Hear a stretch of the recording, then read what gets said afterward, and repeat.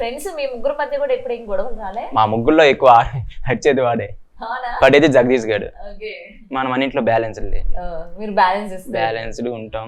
ఇంకిద్దరు బట్టి నేనే పుల్లలు పెడుతుంటాను, లైక్ బిగ్ బాస్ లాగా. ఓకే. కామెడీ సెన్స్ ఎవరికి ఎక్కువ ఉంది? నాకే సెన్స్ సాటర్డే గా. Okay okay. సో అయితే పవన్ ని ఎవరైతే బయట చూస్తూ ఉన్నారో అర్థం చేసుకోవడం రావట్లేదు అంటారు అయితే జనాలకి. మనడు కూడా లైట్ గా మిస్టేక్ ఉంది అని నేనేమనుకుంటున్నాను. ఎందుకు ఒకే పర్సన్ తో ఉండడం, అందరితో క్లోజ్గా ఉండి ఇప్పుడు తింటూ మూవ్ అయితే మాట్లాడితే బాగుంటది కదా అనిపిస్తుంది.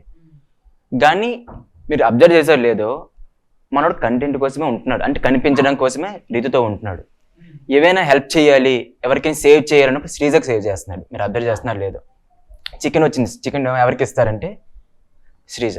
సో అగ్ని పరీక్షలో వాడు కనెక్ట్ అయ్యాడు ఫ్రెండ్గా. శ్రీజ చెప్పాడు, మీ అందరిలో ఎవరు సెలెక్ట్ అయ్యే మోస్ట్లీ ఛాన్స్ అంటే శ్రీజ అన్నాడు. ఏమరా అంటే తను యాక్టివ్గా మాట్లాడుతుంది, చేయగలదు, బాగా తెలివైంది అని చెప్పాడు అనమాట.